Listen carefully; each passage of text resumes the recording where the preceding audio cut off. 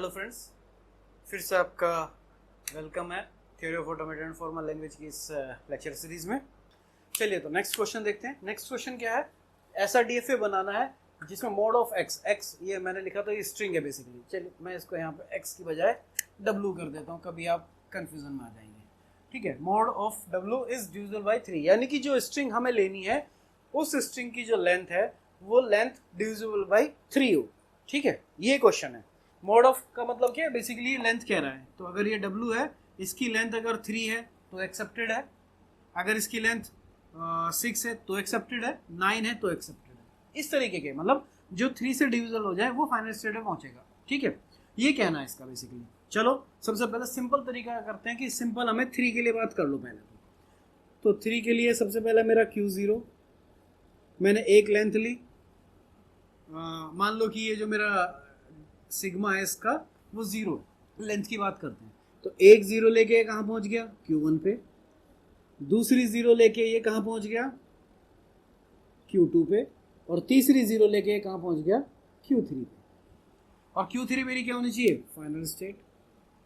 याद समझ में आई। अब बात आती है कि भाई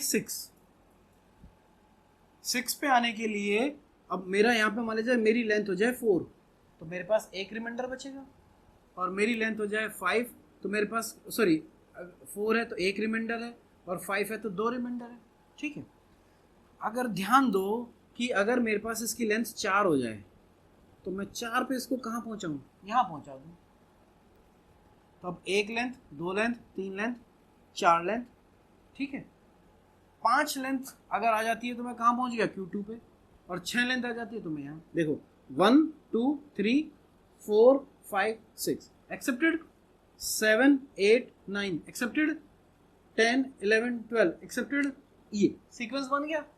तो कितना आसान सा क्वेश्चन था ये, इजी। तो आपकी कोई भी लेंथ आ जाए जो 3 से डिविजिबल हो, वो इससे बड़े आराम से क्या हो जाएगी, सॉल्व हो जाएगी। अब आप कहो कि नहीं भाई मैं तो सिग्मा को क्या कर दूं, यहाँ पे मैं तो 0 मान लूंगा। होता है ना बहुत सारे लोग कि नहीं क्वेश्चन को थोड़ा मुश्किल बनाना है, तो क्वेश्चन को मुश्किल बनाने के लिए आपने करा 0 1 की क्या दिक्कत आ रही है भाई, ये लो। हमें तो सिर्फ लेंथ देखनी है ना, हमें उससे मतलब ही नहीं है बाकी, क्योंकि यही लेंथ बन जाएगी सिंपल तरीके से। अब इसको देखा जाए कैसे, मान लीजिए मैंने कोई W ले लिया, मैंने ले लिया W 0 1 1 1 1 1 0 0 1। तो इसकी टोटल, इसका मोड कितना होगा, यानी कि इसकी लेंथ कितनी होगी, 1 2 3 4 5 6 7 7 है। एक्सेप्ट तो होनी नहीं है, देख लेते हैं।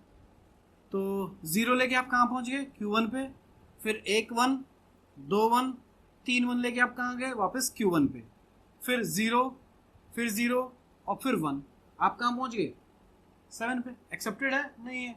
अगर इसमें आपने 0 और 1 या 1 0 कोई भी आप कॉम्बिनेशन लगा सकते हो, 1 1 कर सकते हो, ऐसा आपने लगा दिया। तो अब इसकी लेंथ कितनी होगी, पहले इसकी लेंथ 7 थी, अब इस वक्त इस कंडीशन में इसकी लेंथ कितनी है, 1 2 3 4 5 6 7 8 9 9 है तो एक्सेप्टेड होनी चाहिए। चलो देखते हैं। सबसे पहला कौन है, 0 लेके आप आगे यहाँ पे, 1 लेके आप आगे यहाँ पे, नेक्स्ट 1 लेके आगे यहाँ पे, और नेक्स्ट 1 लेके आप आगे Q पे। यहाँ तक की स्ट्रिंग प्रोसेस होगी आपकी। अब बच 2 0, 1 0 2 0, नेक्स्ट कौन है 1, फिर बचे 2 1, 1 1 2 1, कहाँ पहुँच गए आप, फाइनल स्टेट पे। एक्सेप्टेड है। ठीक है, तो ये जो है सिंपल सा क्वेश्चन था, कंफ्यूजन करने की जरूरत नहीं है, आराम से सॉल्व करिए।